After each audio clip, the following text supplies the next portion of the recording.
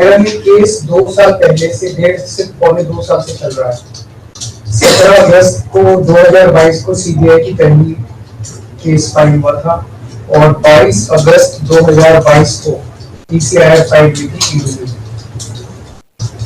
मुझे गिरफ्तार किया गया है। ना तो किसी कोर्ट ने मुझे दोषी करार दिया है, ना मेरे ऊपर कोई मुकदमा चला है, ना मेरे ऊपर कोई आरोप तय हुए हैं, ना मेरे ऊपर कोई आरोप नहीं है। अभी तक इस केस में सीबीआई 31,000 पेज फाइल कर चुकी है कोर्ट में और 294 विटनेसेस को एग्जामिन कर चुकी है। ईडी लगभग 162 विटनेसेस को एग्जामिन कर चुकी है और 25,000 पेजेस फाइल कर चुकी है। इन सारे विटनेसेस और सारे कागजों को मिला के मुझे क्यों गिरफ्तार किया गया है? मेरा नाम सीधे सीधे 4 स्टेटमेंट्स में आता है, वो मैं आपके सामने रखने की ज्यादा चाह रहा हूं। तो मेरा चार्ज ही आता है। पहला, सी अरविंद मनीष सिसोदिया जी के सेक्रेटरी थे। उन्होंने ये कहा है, स्टेटमेंट दिया है कि एक दिन मेरे घर में मेरी मौजूदगी में मनीष सिसोदिया जी ने उनको कुछ एक्साइज के डॉक्यूमेंट्स हैंड ओवर किए। That's it. मैडम, उन्होंने ये नहीं कहा कि मेरी मौजूदगी में पैसे दिए, कोई ऐसा कोई डाउट नहीं है। मेरी मौजूदगी में सी अरविंद को मनीष सिसोदिया जी ने एक्साइज के कुछ डॉक्यूमेंट्स दिए। मैडम, मेरे घर पे ढेरों एमएलए आते हैं, ढेरों मंत्री आते हैं, ढेरों डिग्निटरीज आते हैं, अपने अपने सेक्रेटरी लेते हैं, वो आपस में फुसर भी करते रहते हैं, आपस में डॉक्यूमेंट्स पे एक्सचेंज। मुझे नहीं पता कि कौन किसको क्या दे। Is this a sufficient reason to arrest the second chief minister? क्या ये स्टेटमेंट एक सेकंड चीफ मिनिस्टर को अरेस्ट करने के लिए पर्याप्त है? नंबर 1। नंबर दूसरा स्टेटमेंट, एमएसआर ममता श्रीनिवास रेड्डी जी, ये मेंबर ऑफ पार्लियामेंट थे, जगन रेड्डी की पार्टी से। एमएसआर एक दिन 16 मार्च 2021 को 4:30 बजे मेरे दफ्तर आते हैं। उससे 10 दिन पहले उन्होंने मेरे ऑफिस में चिट्ठी ईमेल भेजी कि मैं एमपी हूँ, मुख्यमंत्री से मेरे ऑफिस वाले ने उसको 10 दिन बाद का टाइम दे दिया। वो मेरे पास मिलने के लिए आते हैं 4:30 बजे। मैं किसी पहले से जल्दी में था, आके वो मुझे कहते हैं कि मुझे दिल्ली में अपना फैमिली चैरिटेबल ट्रस्ट खोलना है, उसके लिए जमीन चाहिए। मैंने उनको कहा कि जमीन हमारे अंदर नहीं आती, एलजी साहब के अंदर में आती है, आप मुझे चिट्ठी दे दीजिए, मैं एलजी साहब को फॉरवर्ड करूंगा। And that's it. सो ये हुआ 16 सितंबर 2022 को उनके घर पे रेड होती है। उनसे पूछा जाता है कि क्या आप केजरीवाल जी से मिले? वो कहते हैं कि हाँ मैं मिला और मैं केजरीवाल जी से अपने फैमिली ट्रस्ट की जमीन मांगने गया था। ये 16 सितंबर 2022 को सेक्शन 17 का स्टेटमेंट है। It is not happy with this statement. 5 महीने के बाद उनके बेटे को 10 फरवरी को गिरफ्तार कर लिया जाता है।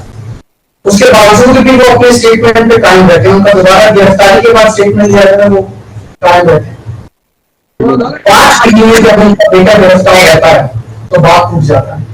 16 जुलाई को अपना स्टेटमेंट बदल लेते हैं। उसके बाद वो 16 जुलाई को वो अपना स्टेटमेंट बदल लेते हैं। 18 जुलाई को उनका बेटा छूट जाता है। उसके बाद उनका कोई स्टेटमेंट नहीं होता। That's it. स्टेटमेंट पे स्टेटमेंट हो रहे थे जब तक वो अपना स्टेटमेंट मेरे खिलाफ नहीं दे रहे थे। जैसे उन्होंने मेरे खिलाफ स्टेटमेंट दिया, बेटा भी छूट गया, स्टेटमेंट होने भी बंद हो गए और 3 अक्टूबर को उनका माफीनामा भी हो गया। Mission accomplished. इसका मतलब ईडी का मिशन केवल और केवल मुझे फंसाना था। 3 सेक्शन 50 के स्टेटमेंट करना, तीनों में से तीनों सेक्शन 50 के statement they equal in the eyes of the law, तीनों बराबर है, तीनों की ग्रेविटी सेम है। तो उसमें से एक स्टेटमेंट के तवज्जो क्यों दी गई? क्या जांच की गई है जानने के लिए उसमें से एक की क्या बाकी 2 गलत है? जो 25,000 पेज ईडी ने फाइल किए हैं कोर्ट के अंदर, उन 25,000 में जो केजरीवाल के खिलाफ वाला स्टेटमेंट है केवल वो लगाया गया, बाकी दोनों स्टेटमेंट दबा दी गए। क्यों ना? कोर्ट के सामने तीनों स्टेटमेंट लगाए जाने चाहिए थे ताकि कोर्ट डिसाइड कर सके सच्चाई क्या है। ठीक है। और तीसरा स्टेटमेंट है उनके बेटे का, राघव मगुंडा से 16 सितंबर को उसके घर पे जब रेड होती है उनसे स्टेटमेंट लेते हैं कि save whatever his father had said. उसके बाद 10 फरवरी को उनको अरेस्ट किया जाता है। उसके बाद उनके 5 स्टेटमेंट्स होते हैं। 5 स्टेटमेंट्स में वो वही बोलते हैं जो पहले बोला। फिर 5 महीने तक वो जेल में रहते हैं। उसके बाद जब 16 जुलाई को उनके पिताजी स्टेटमेंट बदलते हैं तो 18 जुलाई को उनको छोड़ दिया जाता है। तो 7 स्टेटमेंट्स उनके हुए, 6वें में मेरे खिलाफ नहीं बोलते, 7वें में जैसे ही मेरे खिलाफ स्टेटमेंट देते हैं उनका उसके बाद कोई स्टेटमेंट नहीं होता, उनको जेल कर दिया जाता है, उन्हें माफीनामा दे दिया जाता है। तो जो 6 स्टेटमेंट्स हैं ये रिकॉर्ड पे नहीं लाए जाते। चौथा है शरद रेड्डी। शरद रेड्डी के केस में 16 सितंबर को उसको अरेस्ट किया गया, 16 सितंबर को उसकी अरेस्ट हुई, उसने मेरे खिलाफ कुछ नहीं बोला। 9 नवंबर को उसका स्टेटमेंट लिया, उसने कुछ नहीं बोला। 10 नवंबर को उसकी अरेस्ट हुई, उसके बाद उसके 9 स्टेटमेंट्स होते हैं, 9 स्टेटमेंट्स वो मेरे खिलाफ नहीं बोलता। उसके बाद 6 महीने उसको अरेस्ट करने के बाद 25 अप्रैल को वो टूट जाता है और वो केवल इतना कहता है कि मैं विजय नायर के साथ मिलने सीएम साहब के पास गया था, सीएम साहब जल्दी में थे, सीएम साहब ने कहा कि विजय के टच में रहो, विजय अच्छा लड़का है। मैं केवल ये जानना चाहता हूं कि क्या ये 4 स्टेटमेंट्स एक सिटिंग चीफ मिनिस्टर को अरेस्ट करने के लिए मैम 2 मिनट दे दीजिए, तो ये पर्याप्त है? नंबर 1।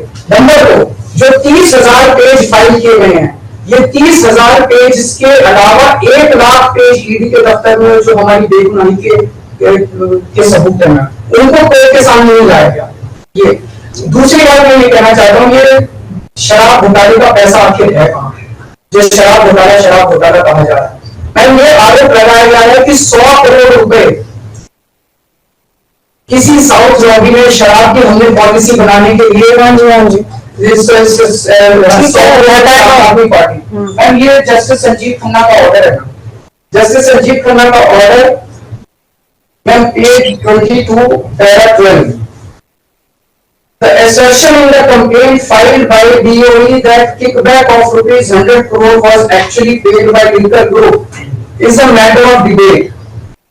संजीव खन्ना कह रहे हैं, इसका मतलब ये साबित नहीं हुआ, इसका मतलब ये विवादास्पद है, इसका मतलब ये संदेहास्पद है, इसका मतलब इसके लिए सबूत नहीं है। तो जो 100 करोड़ रुपए ये कह रहे हैं कि हम लोगों ने रिश्वत ली, वो रिश्वत तो संदेहास्पद है, उसमें तो सबूत ही नहीं है। लेकिन असली शराब घोटाला क्या है? असली शराब घोटाला शुरू होता है ईडी की जांच के बाद। जब ईडी की जांच शुरू हो जाती है, ईडी की जांच के 2 मकसद हैं। एक स्मोक स्क्रीन क्रिएट करना पूरे देश के सामने, आम आदमी पार्टी ने चोरी की है, आम आदमी पार्टी भ्रष्टाचारी है, आम आदमी पार्टी ने शराब घोटाला किया हमारी, और उसके पीछे एक्सटॉर्शन रैकेट करना जिसके जरिए वो एक्सटॉर्शन रैकेट करना जिसके जरिए वो पैसे इकट्ठे कर रही है। मैं आपको सबूत दे रहा हूँ। शरद रेड्डी के केस में शरद रेड्डी को बेल 2 वजह से मिली। एक, शरद रेड्डी ने मेरे खिलाफ स्टेटमेंट दिया और शरद रेड्डी ने अरेस्ट होने के बाद 55 करोड़ रुपए का चंदा बीजेपी को दिया।